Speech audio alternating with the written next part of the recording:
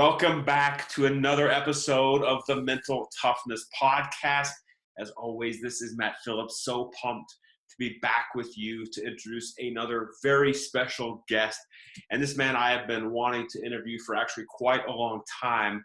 And for those of you watching, I'm going to hold something up, otherwise I will explain it. But the book I'm holding up right now, called The Way of the SEAL, was written by Mark Divine. He was a commander of the U.S. Navy SEALs. He is now retired, runs a company called SEAL Fit. So you can go to sealfit.com.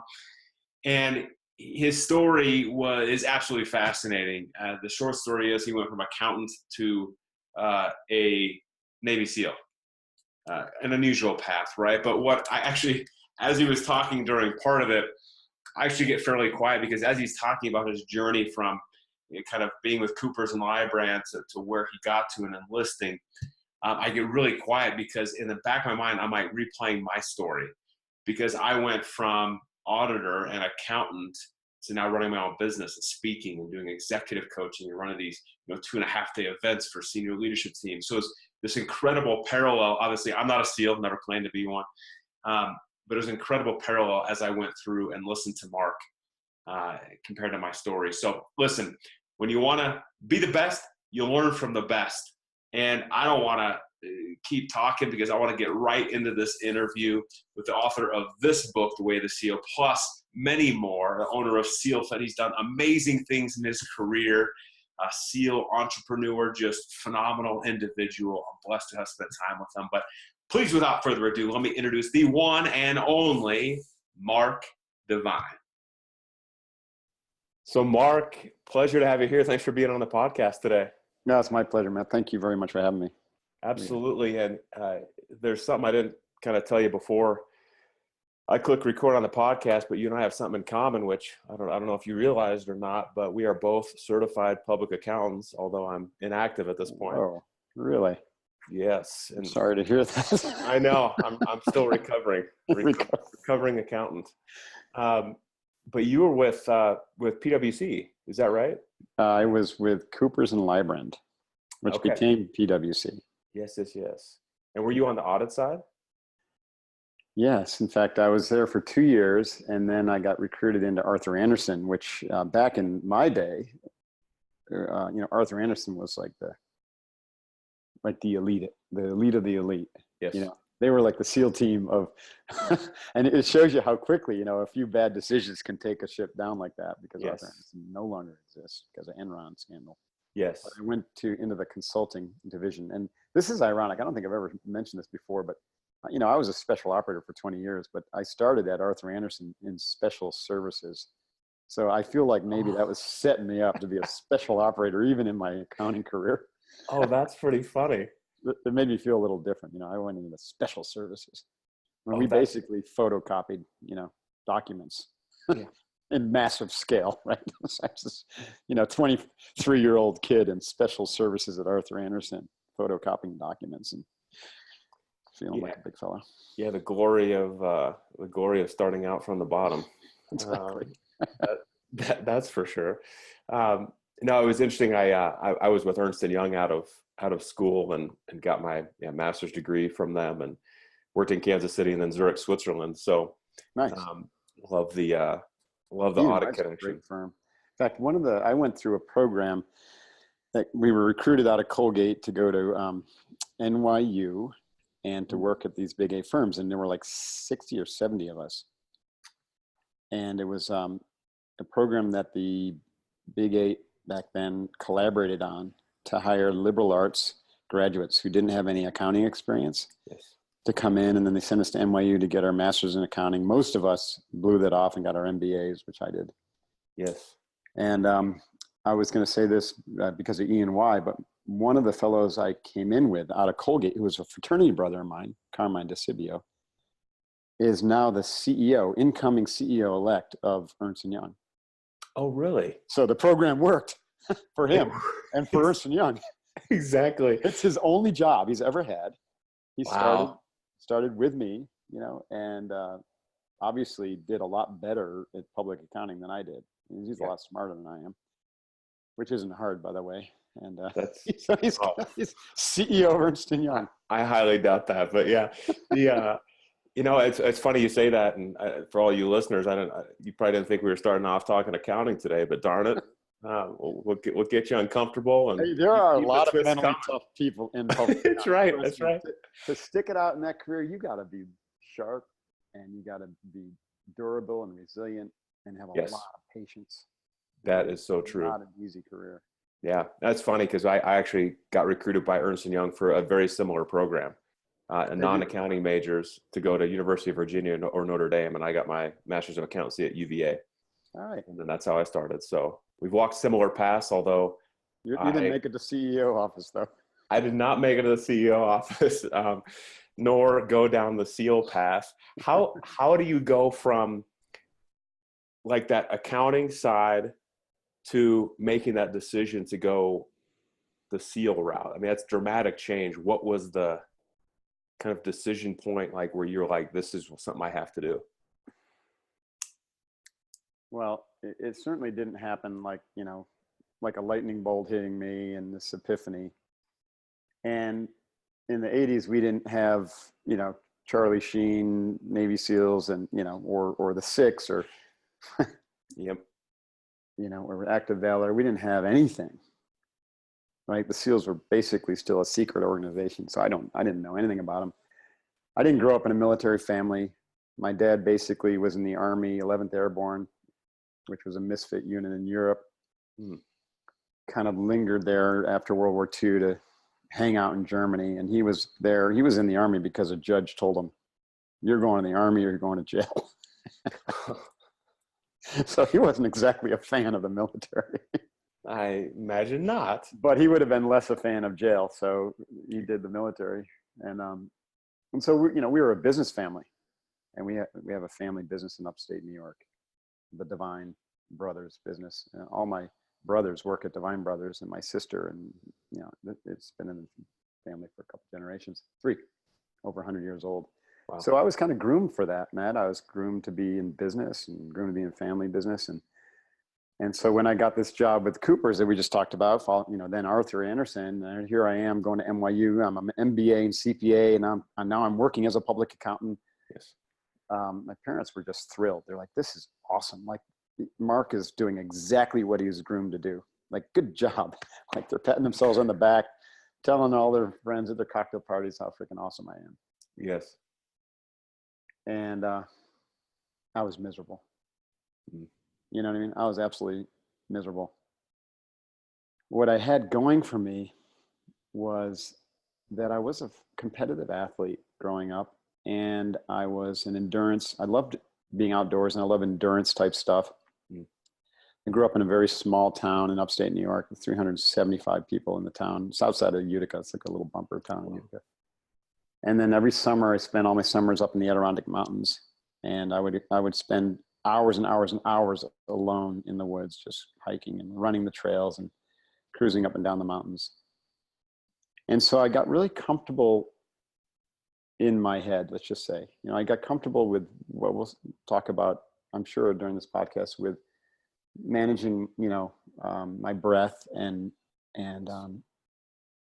stilling my mind, even though there was a lot of lack of clarity and a lot of confusion, especially as a young man, around identity and, what my purpose was. I didn't have any real concept of any of that. I was just basically following my origin story, which so many people do. Yes.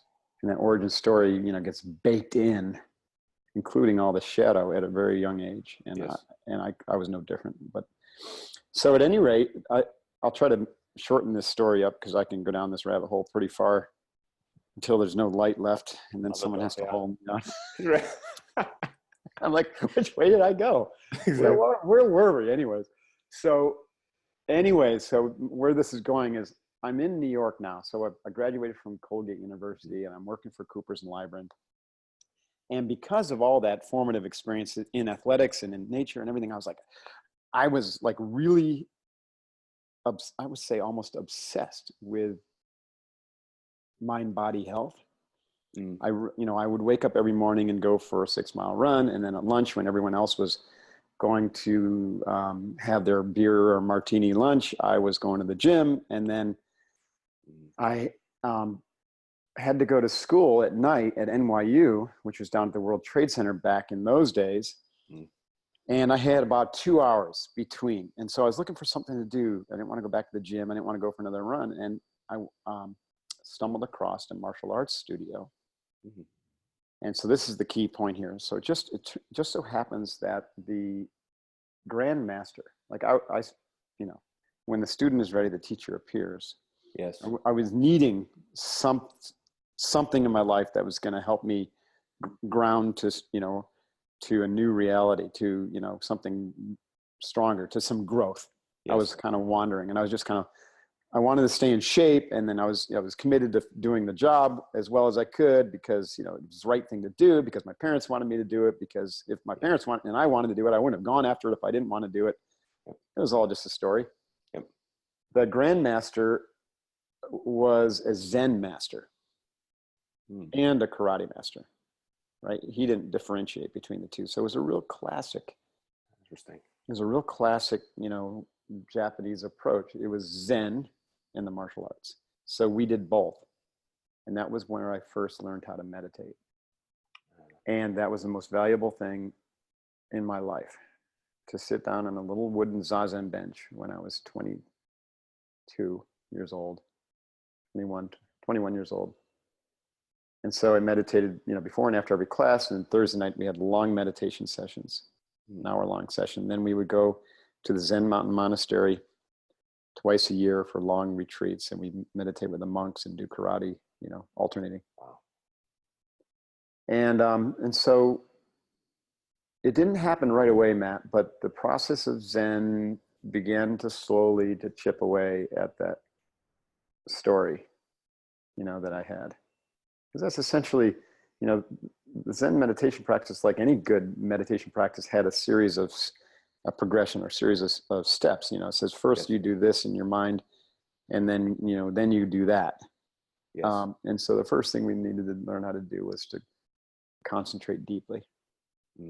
And I was pretty good at that because I was an endurance athlete. And so, you know, about 9 months to a year of work, and I was able to have pretty stable concentration. But it was hard at first because it was a different type of concentration than athletics, right? Yes. It wasn't the same as just getting into the zone or flowing. You know, it was much more rigorous than that. Like, this is hard work. Yes. And then once I was able to stabilize my concentration, then I was able to relax the grip of the concentration and practice, you know, more of what would be called mindfulness. That is where I began to be able to observe the patterns of my life, and also the thinking patterns, the emotional patterns. And I started to have this like early existential crisis started to happen, because all this shit came up that was like, man, I don't like this. I don't like myself right now. I don't like the decisions I'm making. I don't like who I am. I felt like shit. Yeah. I mean, I felt great when I got off the meditation bench, but my life was in turmoil because I started to question that whole origin story. Like, who is Mark Divine anyways? Because, you know, I don't feel like when I sit down on this bench that I am the person that's, when I get off the bench, is living the doing part, you know, is, you know, putting on the suit every day and going to work. And I was like, that just doesn't feel right to me. Yes. So I started to ask better and different questions. This is a real awakening for me. It's basically begin to challenge the underlying assumptions that are driving my behavior and my thinking. And so I started for the first time to, you know, basically to develop the, you know, the meta thinking capacity to think about my thinking. And that was just the beginning. And so when I started thinking about the quality of my thinking, then I realized that the quality of my thinking sucked, and that I really, you know, needed to work on that, because it had led me into this situation that I was clearly a misfit, right? I was clearly not right. I'm not meant for public accounting, but I didn't know what I was meant for. I didn't know what my calling was, but I had this growing sense that there was a calling or a duty or a you know, what the yogis would call a dharma, or the Buddhists would call dharma. What was my dharma? It wasn't to be an accountant or a CPA. Yes. And at that point in my life, it wasn't even to be in business. You know, I was finding it really difficult. My obstacles were, you know, being thrown up. It was not easy for me. There was no flow. It was, you know, it's just, I was hitting these walls. Yes. At any rate, you know, you can jump in and ask questions anytime, but there is a couple more pieces to this, which I think would be really interesting for the story to make sense. When I started to ask questions, because I was conditioning my mind in a way that it was opening and more receptive, the questions were, you know, I like to think metaphorically, were like me, you know, as planting new seeds. So instead of just kind of like dealing with the constant growth that shows up day after day from the patterning of the conditioned past, I was learning how to still my mind, and literally it's almost like, you know, pouring weed control on all that crap so that the weeds stop growing for a little while. Yes. And then I've got a little patch of fertile ground over here, and now I can start planting some seeds. And those are the questions. And so I was asking questions which are planting seeds, and I wasn't getting immediate answers. But the third phase of the meditative practice for me, I call insight. And so first was concentration, then was the kind of the mindfulness, watching the patterns, you know, just come and go, and paying attention to what the recurring patterns are. Yes. The yogis would call that samskara. You know, like what are the, you know, it's like a river, you have, you know,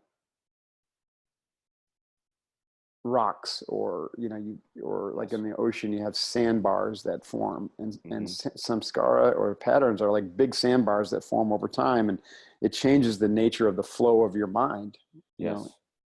And those big sandbars become the things that you just take for granted in your life, your belief systems, your habituated patterns. And oftentimes they're built upon faulty, you know, assumptions or faulty, you know, things that aren't right for you. Like for me, my sandbars were things that really built around my family of origin, their needs, their things, and also some epigenetic stuff. So the third part, once I was able to, you know, really stabilize concentration, now we're about 1.5 to 2 years into the meditation. So I've been at Cooper's and Library, and I'm getting my master's degree. I'm almost past the CPA exam, which took me 4 tries, by the way. Yeah, me too, if it makes you feel better. So. Okay, yeah, we do have a lot in common. It was ugly. And, you know, that, again, one of those things is like, this is just not right for me. Like, otherwise, because when something's right, it's easy and fun. That's so true. Right? Yeah.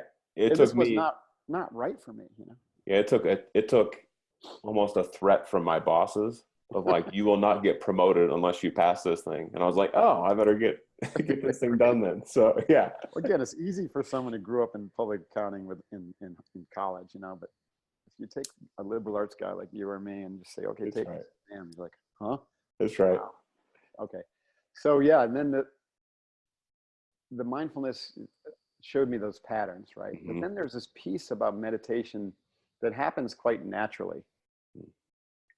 And you can train it, is to drop into just pure perception, pure awareness, pure field of knowingness without knowing why or how you're knowing. It's like awareness, just awareness watching itself.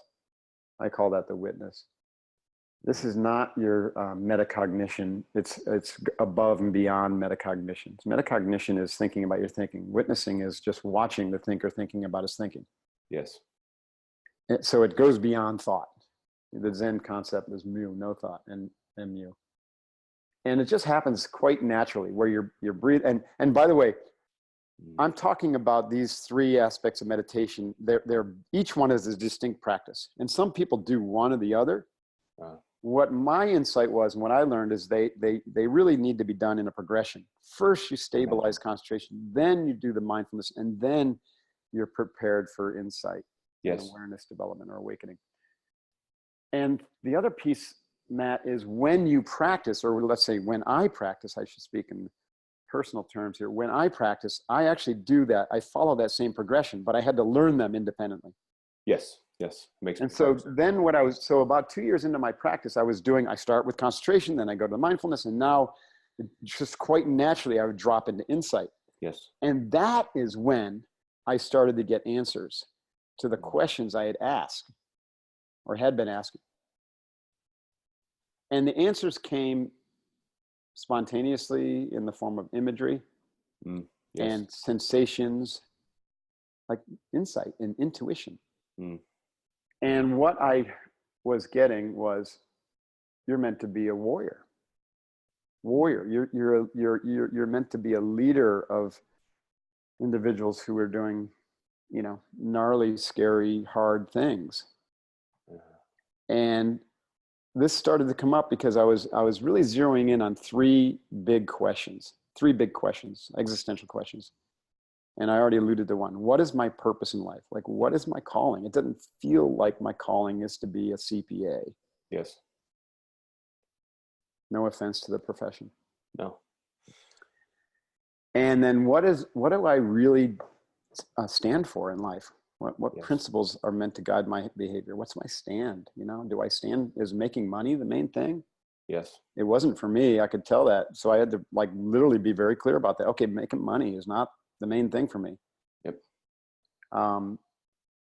Service felt really right. Like how am I meant to serve? So what are my principles? And so I started to ponder those. And then the third is, what am I passionate about? Because I'm not passionate about putting a suit on every day and going to crunching numbers. Right? And I wasn't passionate about living in the big city. And there's so many things I wasn't passionate about, but I was doing every day. Right. What am I passionate about? Well, clearly I was passionate about fitness. I was passionate about adventure. Yes. I was passionate about silence, believe it or not. It's something most people wouldn't list on their list of passions. I was passionate about silence, being in nature, being alone. I was passionate about meditation.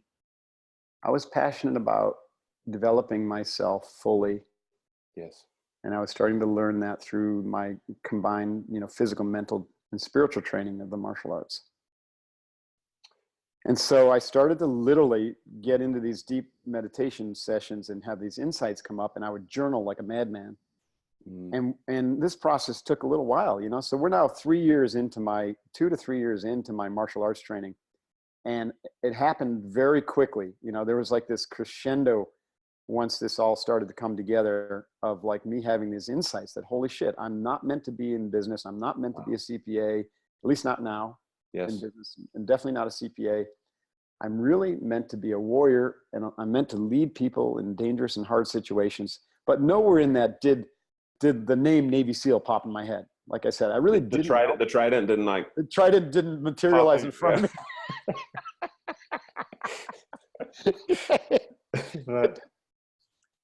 But I was getting really clear about, Yes. you know, that was the directionality. And so I had Yes. to kind of like shift my attention to say, okay, if that's the direction I'm supposed to be going, not only is that scary as shit, because I got so much invested and I've got all that, Yes. you know, 23 years of family energy rooting me on, you know, what is it? And so one night though, and this is, again, I mentioned earlier, a couple of really important, when you're ready, you know, students ready, the teacher appears, but when you're ready to receive information, the information will appear. And so I was ready to receive information. I was like, okay, now what? Right? I was literally asking, you know, my creator, now what? What is it I'm meant to do? As I obviously can't stay here, but I didn't know what it was. And I was toying around with different ideas. You know, I could go fly jets in the Marine Corps, and I could, you know, maybe I'm meant to be a roughneck on an oil rig, or, you know, travel the world, or go to the Shaolin monastery and just train with them, you know, Shaolin monks or something. I was like, all sorts of crazy ideas. And I'm walking home one night from work. I just decided to walk like 30 blocks. And I went down an alley or a road that I'd never taken before. And I walked past a Navy recruiting office.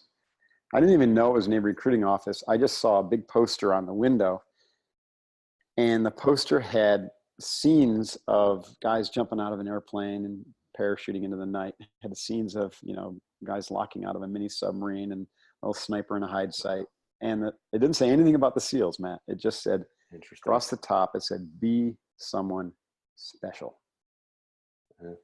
Be someone special. And I just sat transfixed. I was like, fuck yeah, I want to be someone special. And I want to do that. That's it.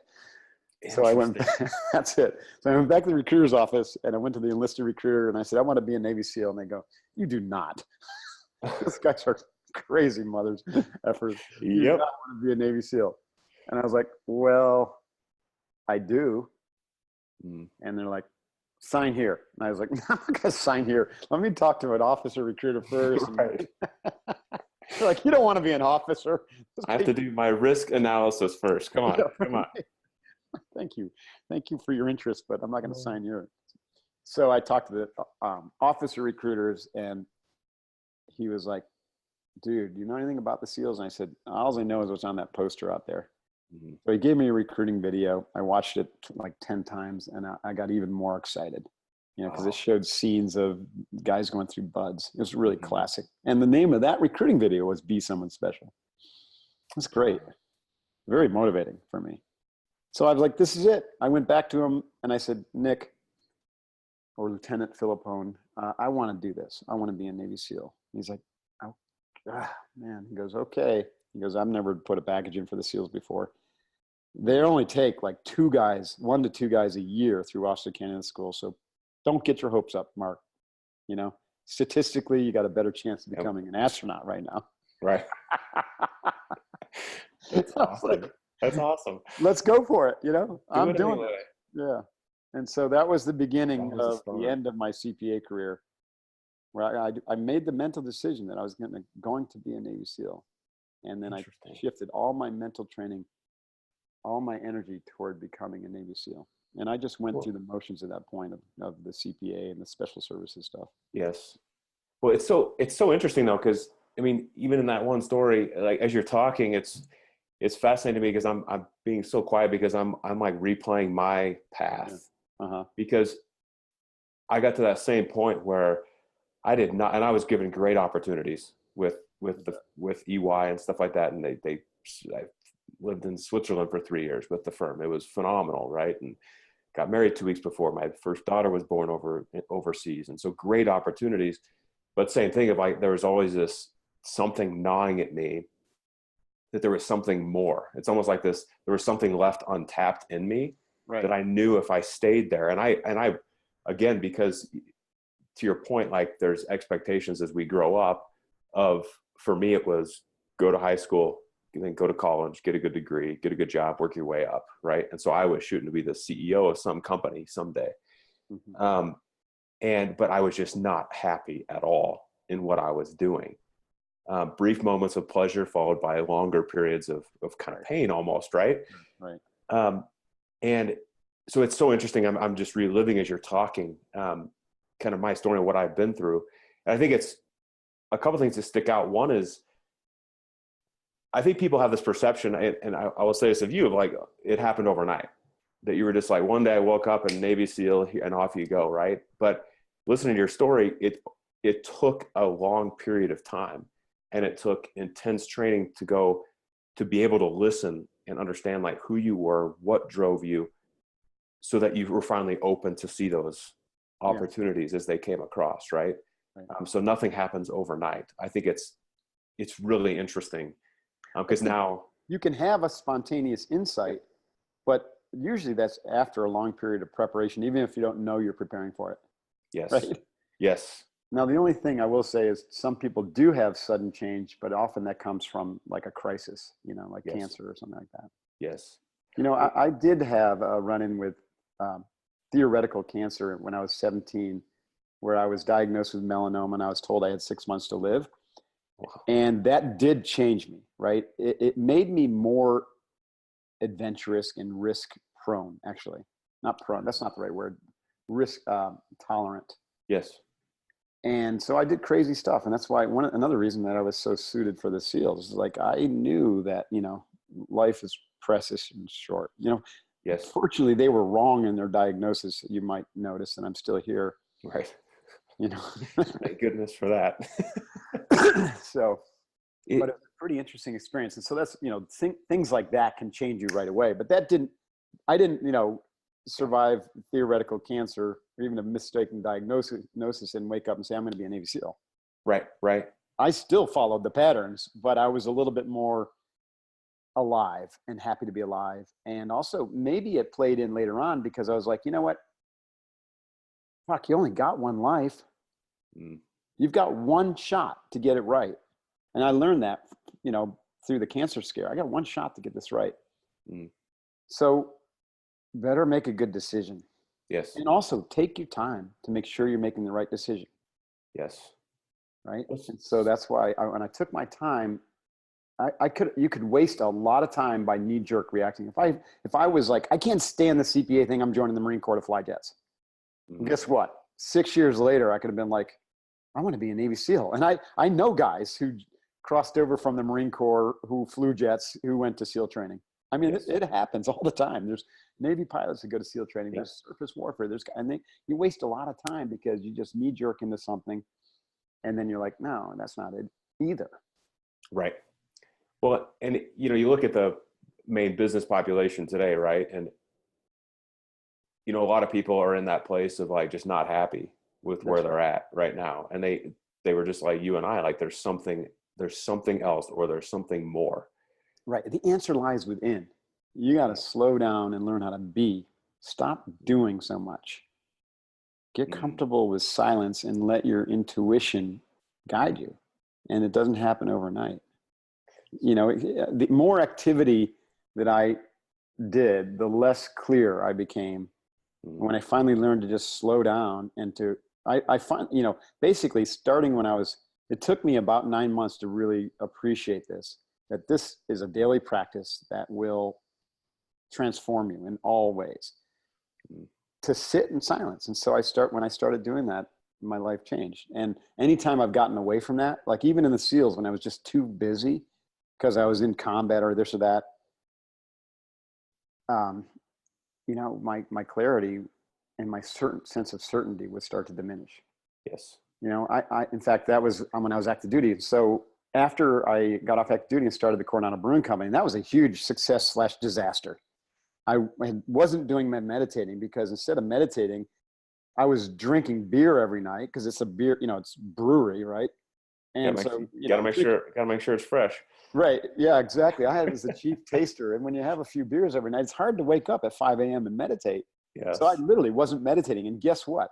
It was a freaking disaster in terms of the partnership, blew up, lawsuits, ugliness.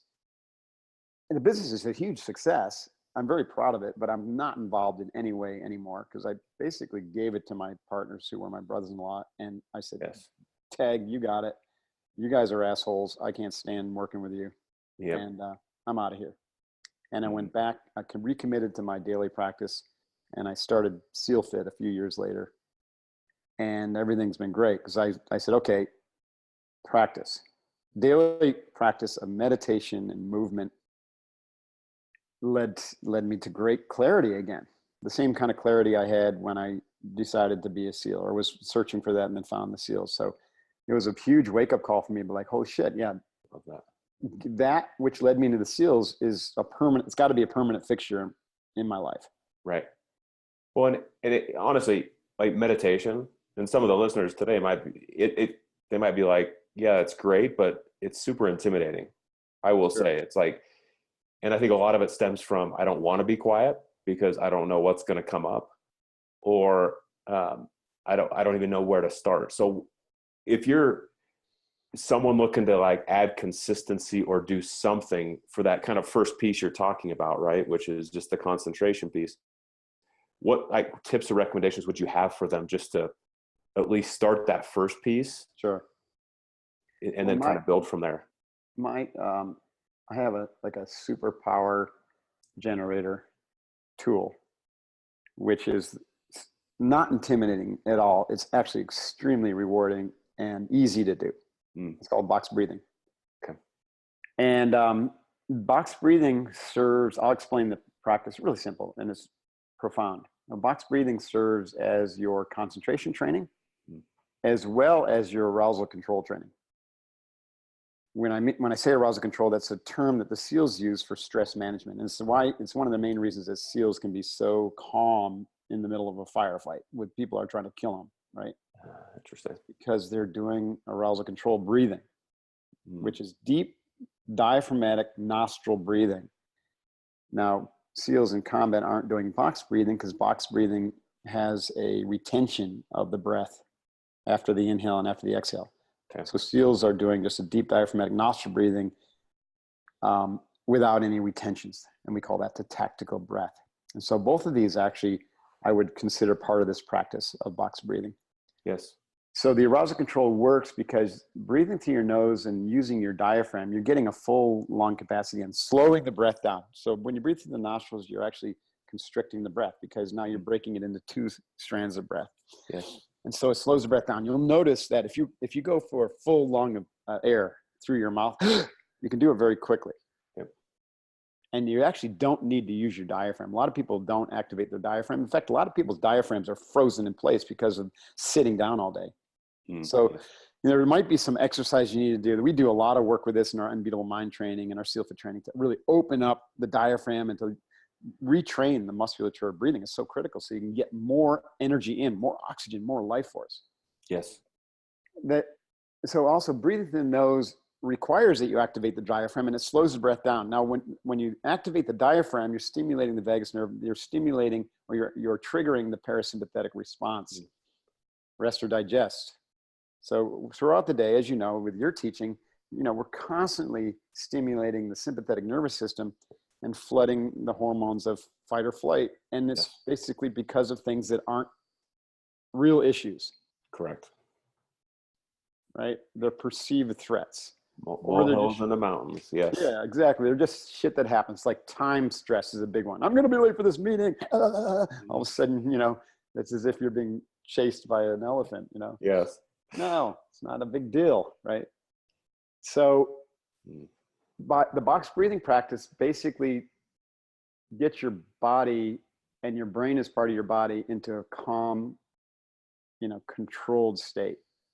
And so in the moment, like this is a performance tool too, in the moment, like you do this before a sporting event or before a board meeting or a presentation, and you go into it in this really calm state. Ultimately, with a few other tools, this becomes a flow activator. Yes.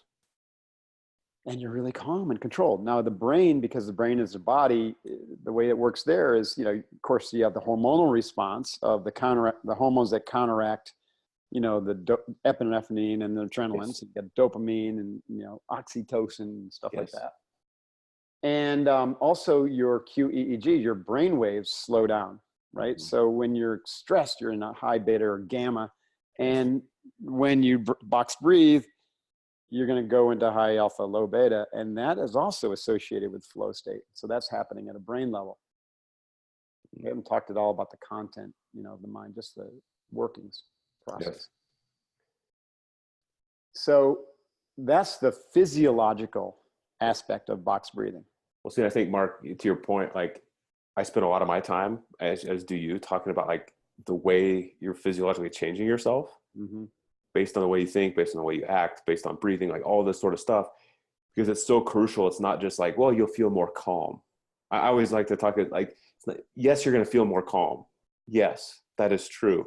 That's a byproduct. That's a byproduct, but right. Understand what's going on. And the brainwave activity I love talking about because it's, oh my gosh, it makes so much sense. And it's like, oh, like this is why we're doing it. So continue. I love this. Yeah. So some people, most people I say like to conflate, this stuff to brain waves and blah, blah, blah, the objective. And I'm much more of a subjective person. So like everything I've talked about is enormously powerful and valuable, but there's no discussion about content because you can be calm and still have shitty thoughts. Yes.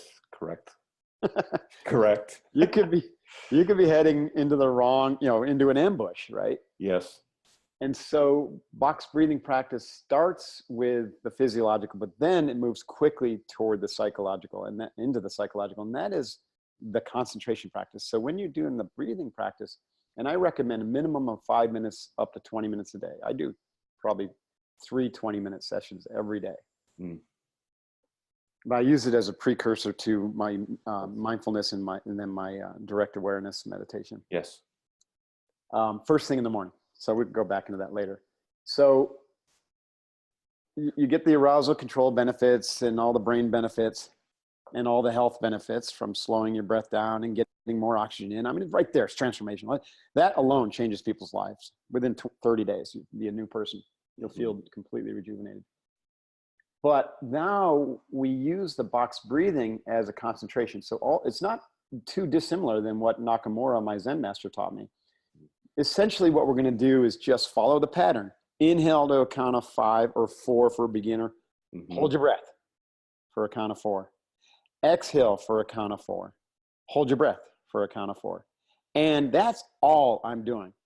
Inhale, hold, exhale, hold. And I can even visualize a box, or I can visualize the numbers. Inhale, 1, 2, 3, 4. Because now visualization is a great way to sustain concentration.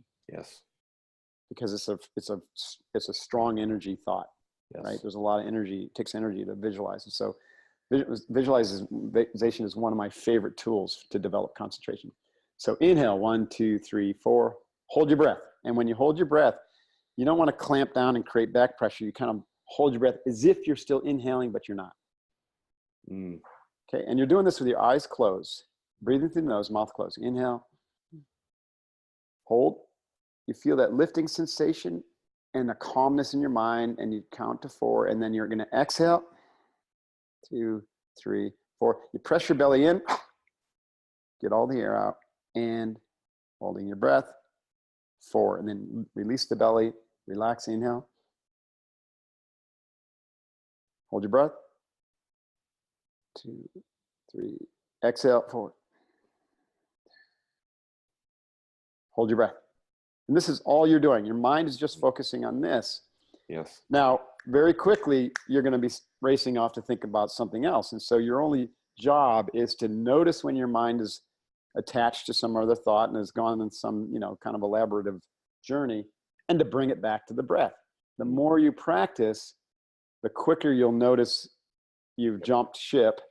Yes. And the more length of time, or the longer period of time, you'll be able to sustain your attention just on that breath. That's the value of concentration.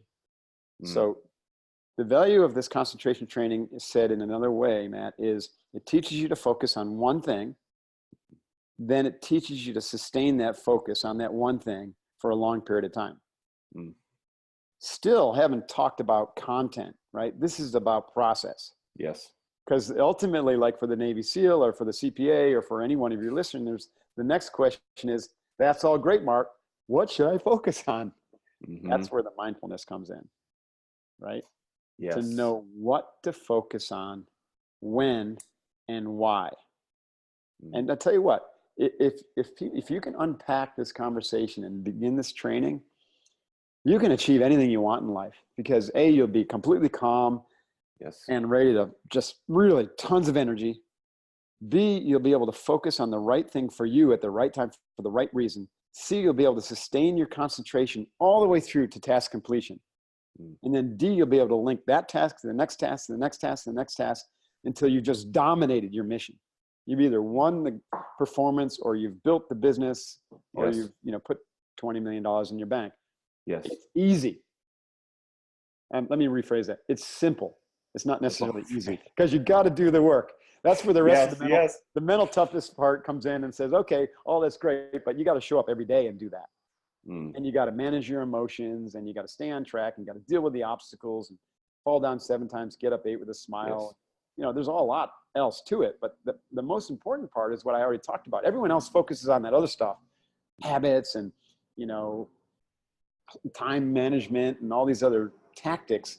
And what I say is, that all comes. First, work on the mind. Get the mind right, so that you can win in the mind before you step foot in the battlefield. Every win happens in the mind first. I love and that. Then you go out and do it. And then you use all the tactics of peak performance and hacking and all that, and time management and, deep focus. You do that after you've already won in your mind. Like let me tell a quick story. Once, this is back to my changing my origin story from becoming, from a CPA to becoming a Navy SEAL. Once I decided to be a Navy SEAL, and the recruiter put the package in for me, it was going to take 9 months to a year for me to get selected, if I was going to get selected. Wow. So I said, okay, I got to do everything in my power to be a Navy SEAL. I can't just expect that I'm going to be a Navy SEAL. And I'm Right. not even talking about getting or going through training yet. That comes later. I got to get in. Mm-hmm. So every day I began, after my box breathing practice, I began a practice of visualization. Now, the reason I had a strong sense that visualization was a powerful component of mental strength was that I had a swim coach in college who had me visualize my 200-meter breaststroke race with a stopwatch at night. Mm. And it was super hard, just like learning how to concentrate was hard. Yes.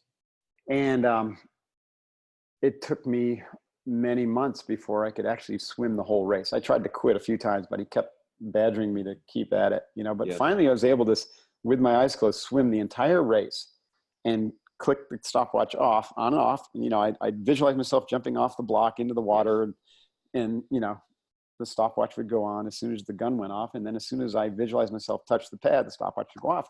And my time settled into the same, you know, around the same time with a few milliseconds here or there. And it was 3 seconds faster than my fastest time that I'd ever swum. Interesting. And this all happened my sophomore year. That spring, I got into the London Economics Study Program, and I went overseas my junior, you know, fall semester, Yes. fall and intersession winter, which was, you know, kind of the main swim season. Yep. And so I didn't swim. I came back, I took up rowing, and, you know, I was getting into just other things. And I ran into the swim coach, and he's like, "Hey, Mark, good to see you. How was London? You know, we got some niceties out of the way." And he's like, Sure. "Oh, by the way," he's got a little twinkle in his eye, "we have our championship meet coming up next weekend.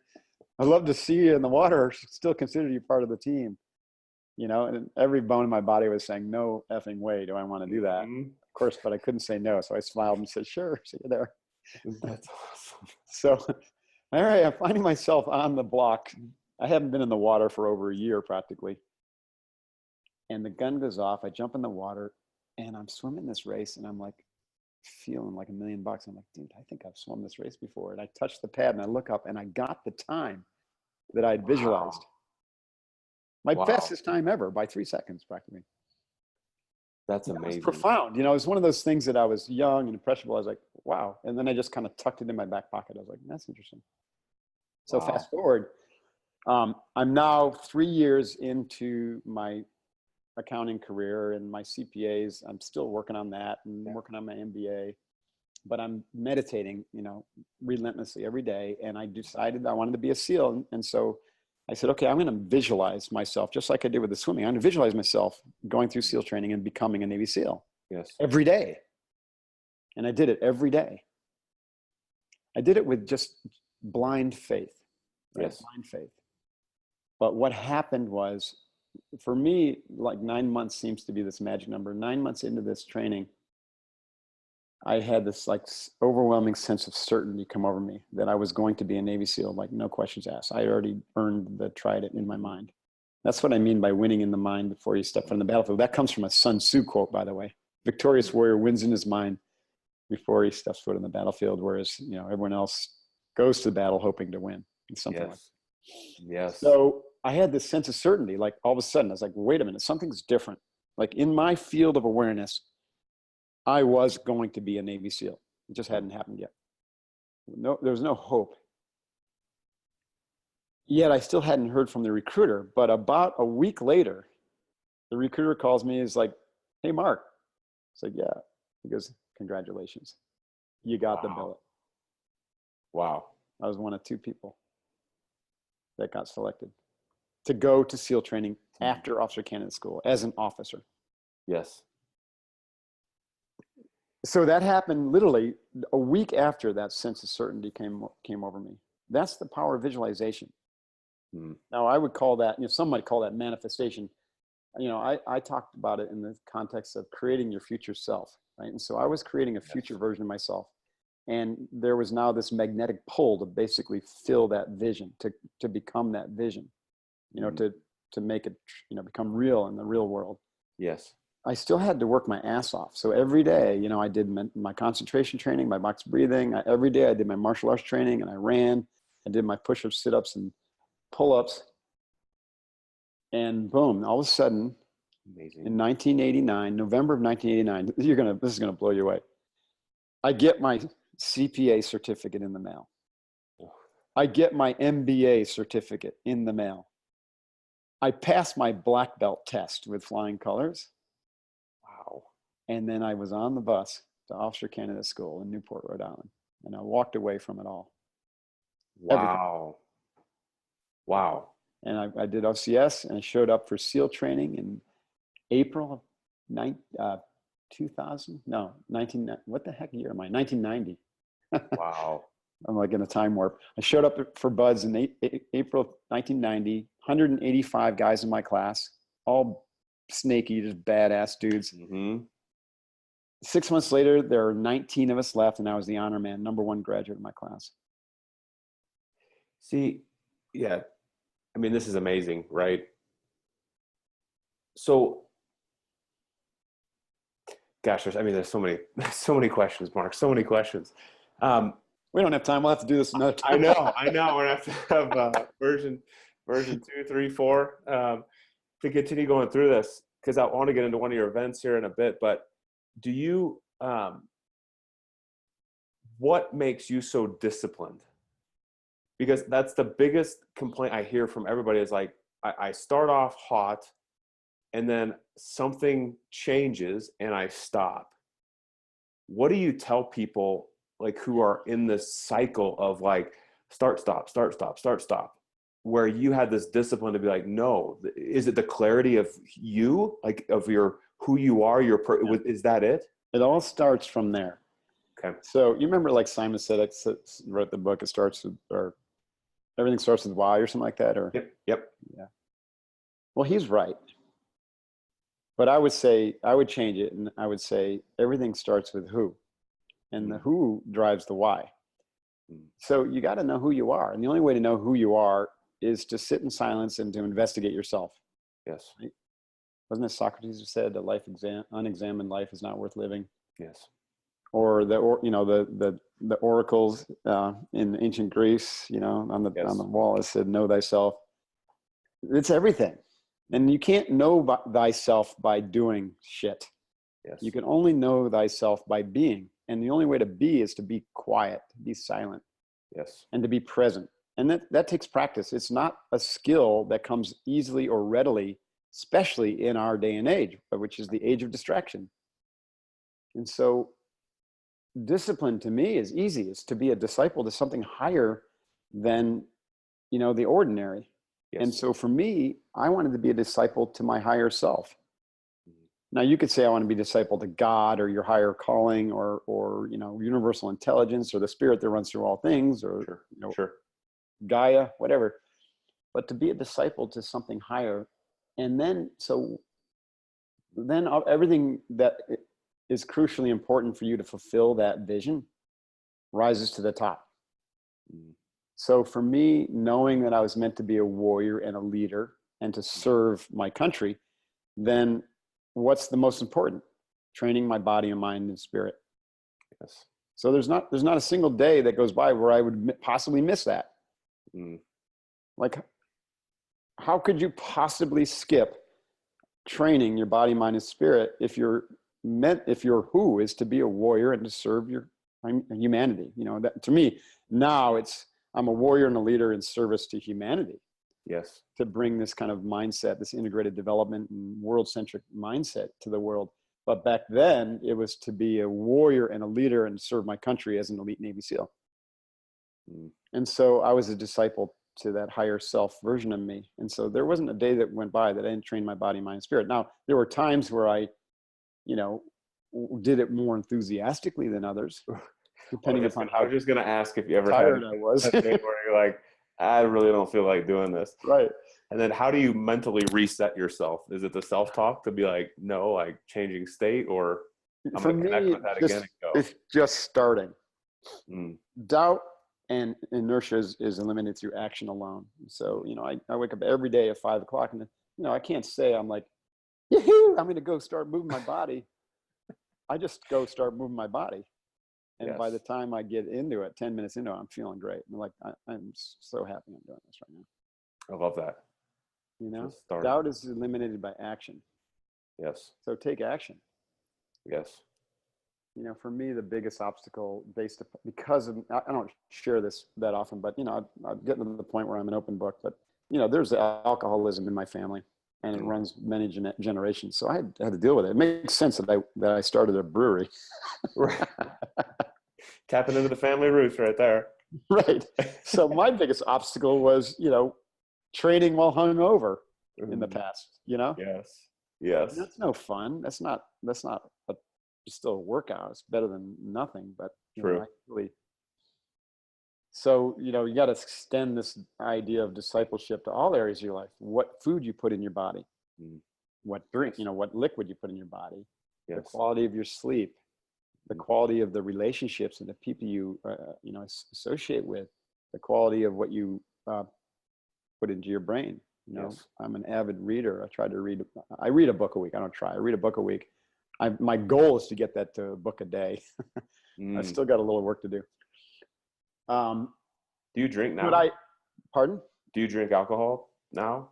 I don't, but I don't consider myself like a teetotaler. You know, Sure. I'm literally on this massively long cleanse. Lifelong cleanse. Yeah. Yeah.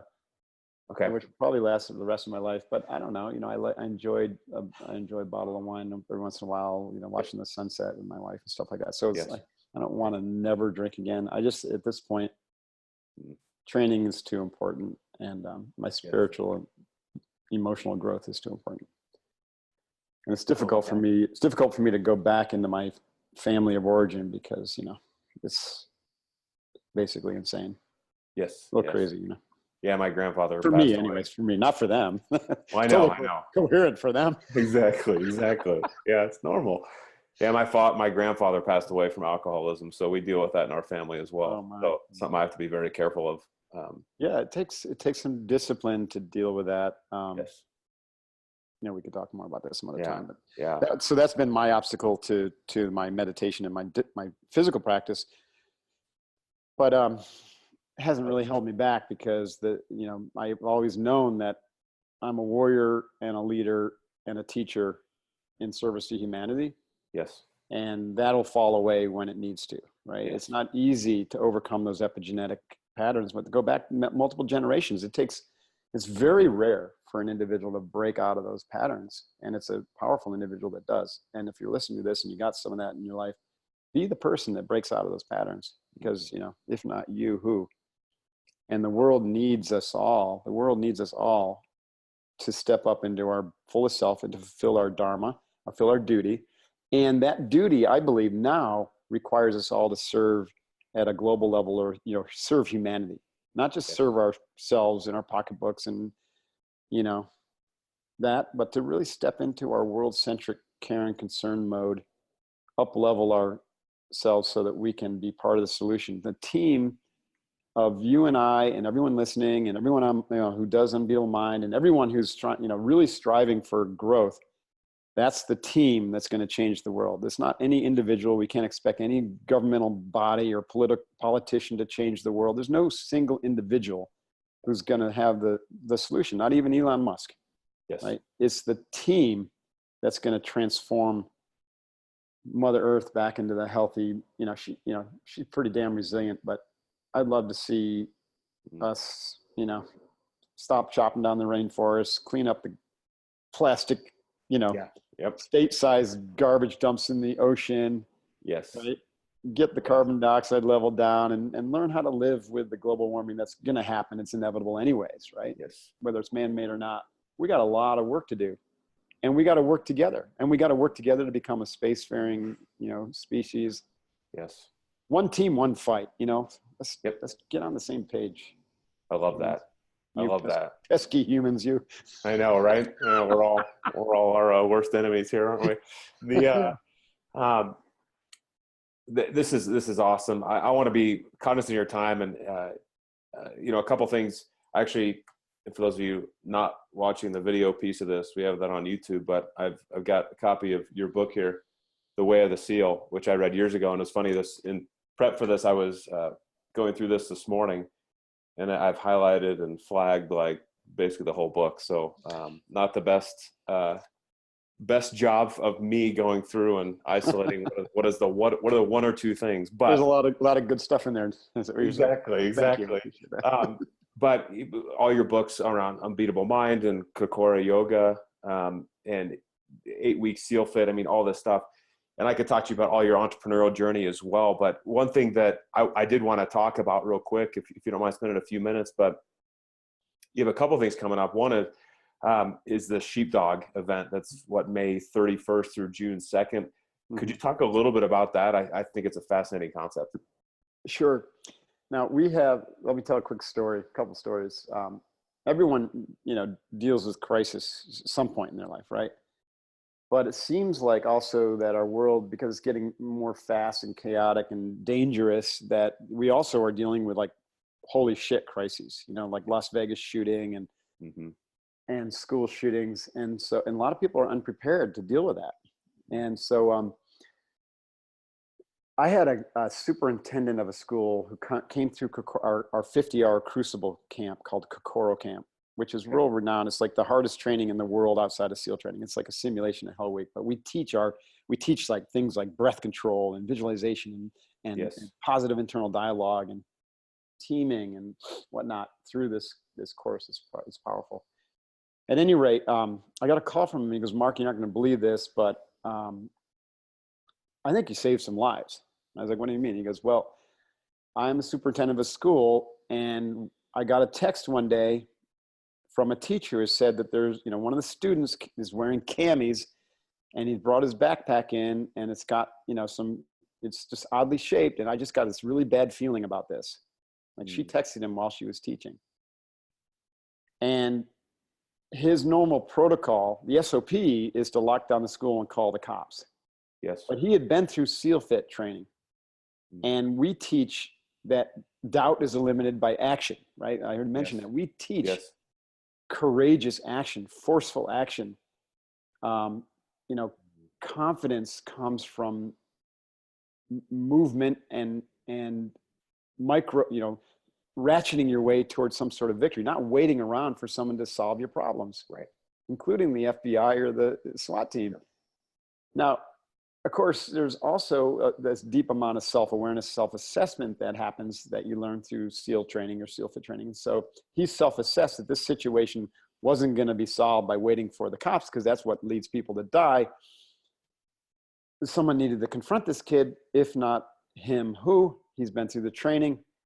And so he grabbed one of his fellow teachers, and they marched their way to the classroom without any alert, barged to the door, went straight up to this guy, grabbed his backpack, grabbed the guy and dragged him out of the classroom, took him to another classroom, locked the door, and they checked the backpack. And sure enough, he had a rifle and a pistol in the backpack. Wow. And he had more weapons in his car. You didn't read about this in the newspaper because this guy took action. When he felt his intuition, and this woman's, the teacher's intuition said something's wrong. That's sheepdog mentality. Now the sheepdog, the metaphor there is society is full of sheep, and then there's a few sheepdogs who protect the flock from the wolves. Their wolves are the sociopaths who are picking off the weak sheep. Yep. And the sheepdogs are like Navy SEALs and our law enforcement and, a few citizens who just refuse to, let this happen. Yes. And so we decided to create a training to train the sheepdog mindset. And it's very elite training. There's only 30 people that we accept, or that, we take at a time. There's about 12 spots in this year's training, which is down in Texas. You gave the dates already. Yes. So it's 3 days of situational awareness, quick reaction drills, mindset training, big 4 skills, as well as learning how to shoot, move, and communicate with a real live ammo and weapons, kill house. And also one of the coolest things is field medical trauma. We were talking about before the podcast, how many people know what to do if all of a sudden they come across a car accident and someone's like bleeding out? Well, we'll teach you what to do. So you can be part of the solution instead of just a bystander. Right? And it's really profound training because it gives you that confidence that you can deal with a crisis. I had someone calling me after Las Vegas shooting. They were there with their family. They said they heard, they heard the sound, and immediately something told them that this wasn't an ordinary sound, the popping sound that they heard. And so they grabbed their family and they got them down and under cover while everyone else was still kind of like listening to music or clueless to what's going on. Yes. And he's like, the training saved his life. That's sheepdog mindset. I love that. Sheepdog mindset is like the two, I think they're Marines who were in Paris on the train, and they saw these guys get up and go into the bathroom with their backpacks, and they're like, that's kind of weird. You know what I mean? Yep. Like, so they just stood up and stood outside the bathroom and be like, okay. And these guys came out with weapons and they took them down immediately. Wow. The Marines. Now, what if they weren't there? What if there were no sheepdogs on that train? Those shooters would have gone up and down the train and killed everybody on it. True. How insane. So we need everybody to be a sheepdog.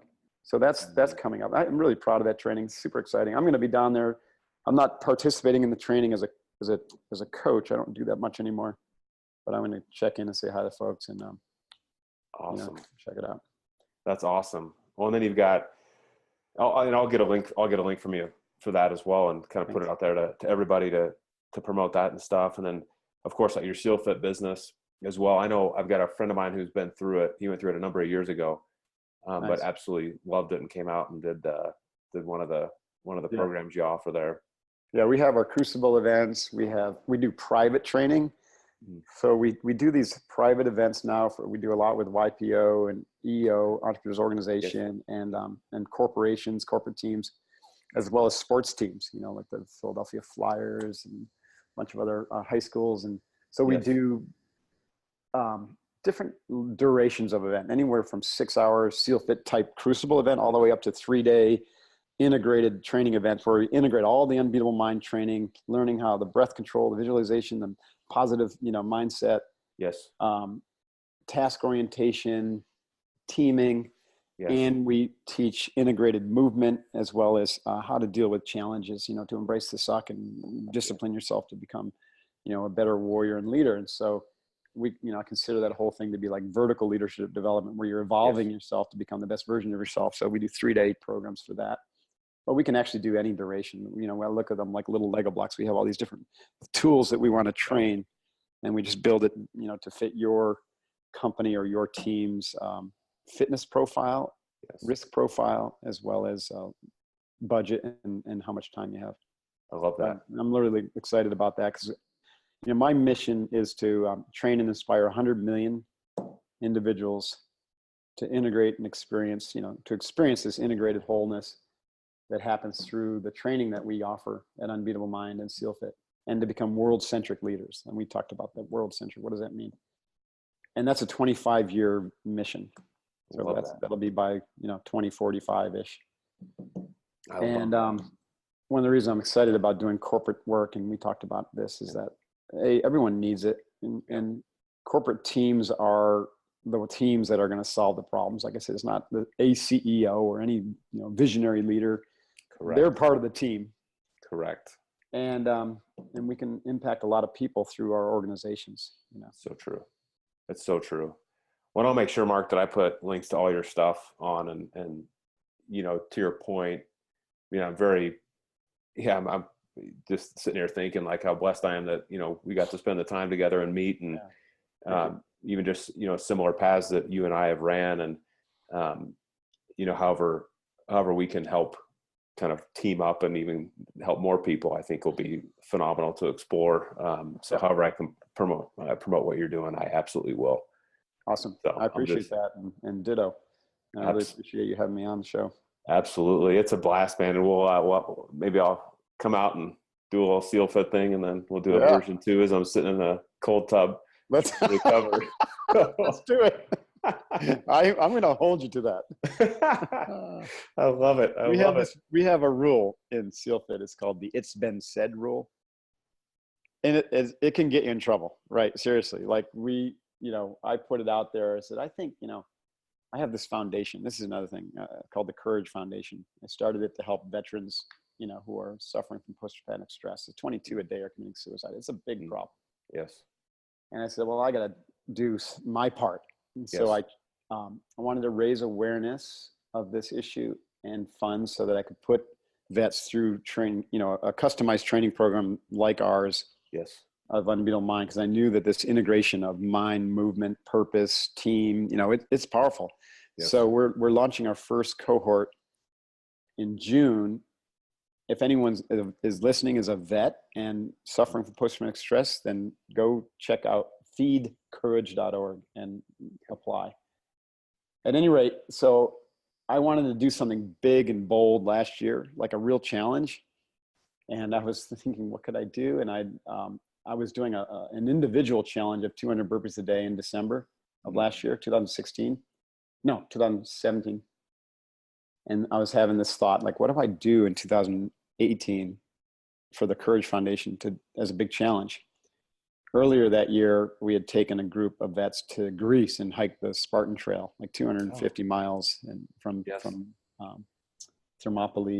Sparta to Thermopylae. It was super cool, transformative. Anyways, I wanted to do something similar, but not like that. And so all of a sudden, this idea, this confluence of burpees and 22 vets a day kind of came into my mind. And I said, what if we did a shit ton of burpees and raised money and awareness through that? What if I challenged my tribe to do 22 million burpees? Wow. Okay. So once I said it to my team, we had to do it because of the "it's been said" rule. You got to be careful what you say. That's true. So we challenged. Now we're at about 16 million so far.